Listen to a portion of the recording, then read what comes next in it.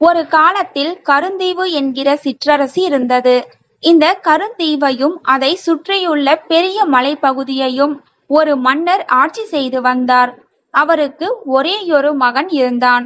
தன்னுடைய தந்தையின் மறைவுக்கு பிறகு அந்த இளவரசன் கருந்தீவு நாட்டின் மன்னனானான். எல்லா மன்னர்களையும் போல அழகான பெண் ஒருத்தியை திருமணம் செய்து கொண்டான். அவன் மீது மிகுந்த பாசத்தோடு இருந்தாள் அவன் மனைவி. முதலில் அவனுக்கு அப்படித்தான் தோன்றியது. ஒரு நாள் இளவரசன் தன்னுடைய அறையில் படுத்திருந்தான். இரண்டு தாதி பெண்கள் அவனுக்கு வெண் சாமரம் வீசிக்கொண்டிருந்தார்கள். இளவரசன் கண்களை மூடியிருந்ததால் அவன் தூங்கிவிட்டதாக நினைத்து தங்களுக்குள் பேசிக் கொண்டார்கள் அந்த தாதி பெண்கள். நம்முடைய அரசி மிகவும் மோசமானவள். அன்பும் அழகும் நிறைந்த நம் மன்னர் இங்கே இருக்க அவளோ கருப்பு அடிமை ஒருவனோடு உறவாடிக் கொண்டிருக்கிறாள் என்று அவர்களில் ஒருத்தி கூற, மன்னருக்கு தெரியாமல் நம் அரசி எப்படி வெளியே செல்கிறாள் என்று கேட்டாள் இன்னொருத்தி. நம் மன்னர் இரவில் படுக்கையறைக்கு வந்ததும் பழரசத்தில் மயக்க மருந்தை கலந்து கொடுத்து விடுகிறாள். அதை அருந்தும் மன்னர் சிறிது நேரத்தில் மயக்கமாகி உறங்கப் போய்விடுகிறார். அதன் பிறகு அவள் தன்னுடைய ஆசை காதலனை தேடி போய்விடுகிறாள். இரவில் வெளியே செல்பவள் காலையில்தான் வருகிறாள். வந்ததும் நம் மன்னரின் மூக்குக்கு அருகே ஒரு வேரை காண்பிக்கிறாள். சட்டென்று நம் மன்னரும் மயக்கம் தெளிந்து எழுகிறார்.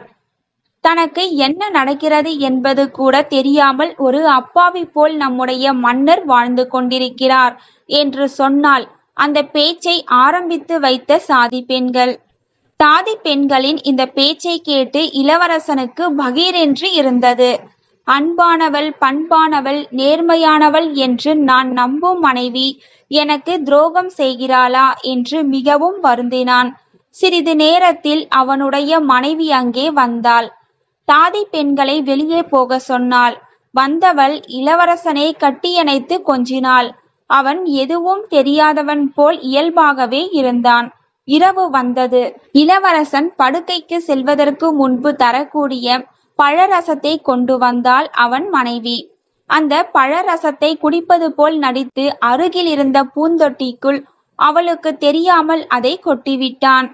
பிறகு எனக்கு தூக்கம் வருகிறது என்று கூறி உறங்குவது போல் பாவனை செய்தான். சிறிது நேரம் கழித்து அவன் உறங்கிவிட்டானா என்பதை அவன் உடலை உலுக்கி தெரிந்து கொள்ள முயன்றாள்.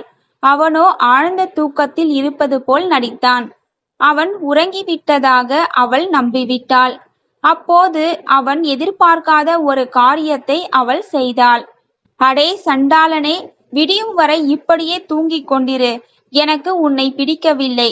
நீயெல்லாம் எனக்கு கணவனாக முடியாது என்று கூறியவள் திடீரென்று அவன் முகத்தில் காரி உமிழ்த்தாள். இளவரசனுக்கு கோபம் கொப்பளித்தது. அவளது தலையை அக்கணமே வெட்டி வீழ்த்த நினைத்தான். ஆனாலும் அவள் அடுத்ததாக என்ன செய்ய போகிறாள் என்பதை தெரிந்து கொண்ட பிறகு அந்த முடிவை எடுக்கலாம் என்று தீர்மானித்து அமைதியாக இருந்தான். சிறிது நேரத்தில் அவள் தன்னுடைய ஆடைகளை மாற்றிக்கொண்டாள். ஆசை நாயகனை கவரும் விதத்தில் கவர்ச்சியான ஆடையை அணிந்திருந்தாள். பழங்களையும் பலகாரங்களையும் ஒரு தட்டு நிறைய எடுத்துக்கொண்டாள்.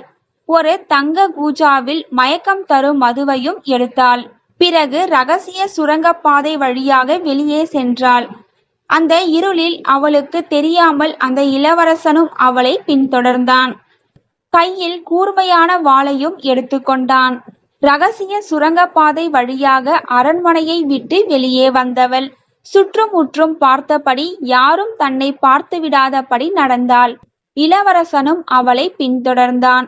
ஓரிடத்தில் நிறைய அழுக்கு கடைந்த குடிசைகள் இருந்தன. அதில் ஒரு வீட்டிற்குள் புகுந்தாள். அவள் உள்ளே சென்றதும் கதவு மூடிக்கொண்டது. கதவின் இடுக்கு வழியாக அங்கே என்ன நடக்கிறது என்று பார்த்தான் இளவரசன். அங்கே வாட்டசாட்டமான அடிமை ஆண் ஒருவனுடன் காதல் விளையாட்டில் ஈடுபட்டு கொண்டிருந்தாள் அவன் மனைவி. இளவரசனால் அப்படி ஒரு காட்சியை பார்க்க முடியவில்லை. கண்கள் மட்டும் தெரியும் வகையில் தன்னுடைய முகத்தை மூடிக்கொண்டு கதவை ஓங்கி மிதித்தான். அது படார் என்று திறந்து கொண்டது. கையில் இருந்த வாளால் அந்த அடிமையை வெட்டினான். அவனை அணைத்திருந்த இளவரசன் மனைவி பயத்தில் அலறினாள். அவளையும் கொல்ல வாளை ஓங்கினான். அவள் அவனது அன்பு மனைவியல்லவா? அவளை அவனால் கொல்ல முடியவில்லை. அவள் இன்னும் வேகமாக கத்தினாள். அவன் சட்டென்று அங்கிருந்து ஓடி இருளில் மறைந்து அரண்மனைக்குள் வந்து சேர்ந்தான். எதுவுமே தெரியாதது போல் தன்னுடைய படுக்கையில் போய் படுத்துக் கொண்டான். மறுநாள் காலையில் அவனுடைய மனைவி படுக்கையறைக்கு வந்தாள். தாதி பெண்கள் சொன்னது போலவே அவன் மூக்கின் அருகில் ஒரு வேரை வைத்தாள். இதையெல்லாம் ஏற்கனவே எதிர்பார்த்திருந்த அவன் மயக்கம் தெளிந்து எழுவது போல் எழுந்தான். கண்களை திறந்து பார்த்த போது அவளுடைய கோலத்தை அவனால் நம்ப முடியவில்லை. அவள் தன்னுடைய தலையை மொட்டையடித்து இருந்தாள். ஆடம்பரமான ஆடையை தவிர்த்து கருப்பு உடையை அணிந்திருந்தாள். உனக்கு என்ன ஆயிற்று? ஏன் இந்த கோலம் என்று எதுவுமே தெரியாதது போல் கேட்டான். மன்னா, என்னுடைய தாய் இறந்து விட்டதாகவும் என்னுடைய தந்தை போரில் மரணம் அடைந்து விட்டதாகவும் என் சகோதரர்கள் பாம்பு கடித்து இறந்து போனதாகவும் செய்தி வந்திருக்கிறது. அதனால் நான் 1 வருட காலத்திற்கு துக்கம் அனுஷ்டிக்கப் போகிறேன். எனக்கு அரண்மனை நந்திவனத்தின் நடுவே ஒரு மணிமாடம் கட்டித்தாருங்கள். நான் அங்கேயே என்னுடைய துக்க காலத்தை அனுபவித்துக் கொள்கிறேன் என்றாள் அவள். அவள் கேட்டபடியே மணிமாடம் கட்டி கொடுத்தான். அதன் பிறகு அவள் அரண்மனைக்கு வரவில்லை. அந்த மணிமாடத்திலேயே பொழுதை போக்கினாள். ஒரு நாள் அந்த மணிமண்டபத்தில் ஏதோ தவறு நடப்பது போல் இளவரசனுக்கு தோன்றியது. தன் மனைவிக்கு தெரியாமல் அந்த மண்டபத்தை கவனித்தான். அந்த மண்டபத்தின் உட்பிரகாரத்தில் அவன் கண்ட காட்சி அவனை அதிர்ச்சியடைய வைத்தது. சில மாதங்களுக்கு முன்பு அவன் வெட்டி கொன்ற அவன் மனைவியின் ஆசை காதலன் அங்கே படுத்திருந்தான். வாளால் வெட்டியதில் அவனுக்கு காயம்தான் ஏற்பட்டிருக்கிறது. அவன் சாகவில்லை என்பது அப்போதுதான் இளவரசனுக்கு புரிந்தது. அவனுக்கு இரத்தம் கொதித்தது. வாளை உருவினான். அடியை, இன்றோடு நீயும் உன் கள்ள காதலனும் தொலைந்தீர்கள் என்று சொல்லிக்கொண்டே தன் மனைவியையும் அவளது கள்ள காதலனையும் வெட்ட பாய்ந்தான். அவன் மனைவி உஷாராகிவிட்டாள். அவளுக்கும் எல்லாம் புரிந்து போயிற்று. அன்று இரவில் தன்னுடைய கள்ள காதலனை அவன்தான் வெட்டினான் என்பதையும் தெரிந்து கொண்டாள். அட பாவி, என் காதலனை வெட்டியது நீதானா? உன்னை என்ன செய்கிறேன் பார் என்று சொல்லிக்கொண்டே அருகில் சொம்பில் இருந்த மந்திரித்த நீரை எடுத்து அவன் மீது தெளித்தாள். அடுத்த நொடியே அவன் கீழே சரிந்தான்.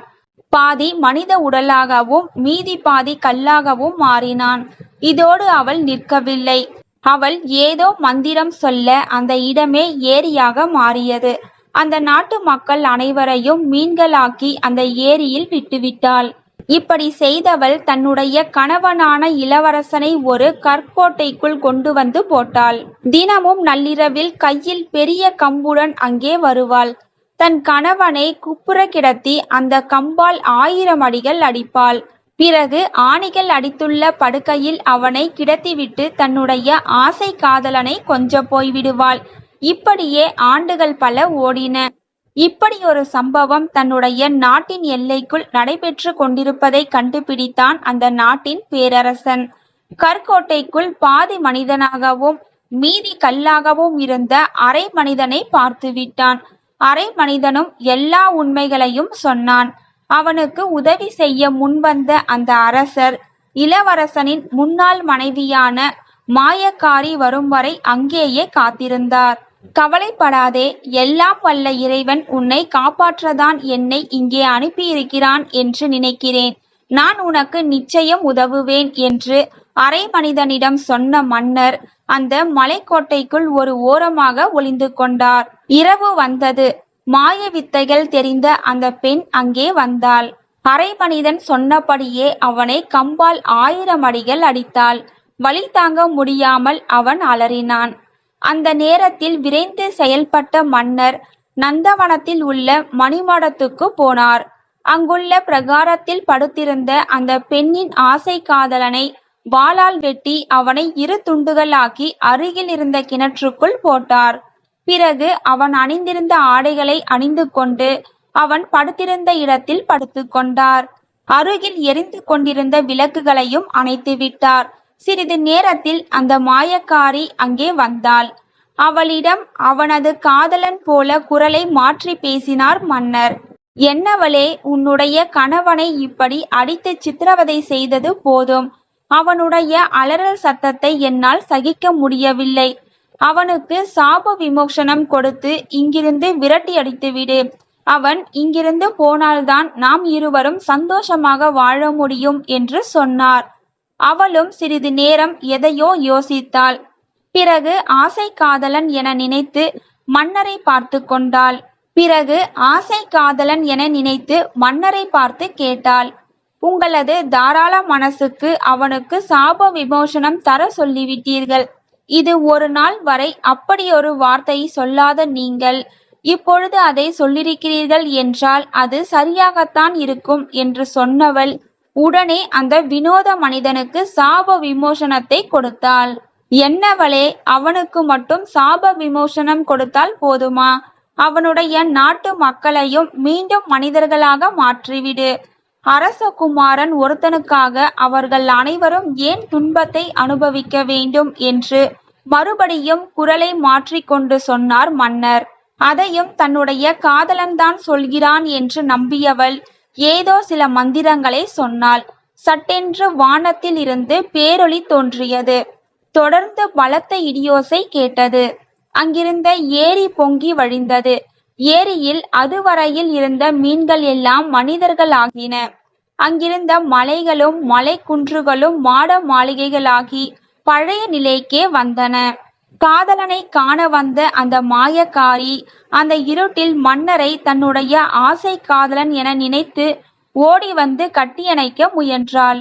சரிந்து விலகிய மன்னர் தான் வைத்திருந்த வாளால் அவளை வெட்டி வீழ்த்தினார். மாயக்காரி வீழ்ந்ததால் கருந்தீவு நாட்டின் சாபமும் தீர்ந்தது. தனக்கு உதவி செய்த மன்னருக்கு நன்றி சொன்னான் கருந்தீவு இளவரசன்.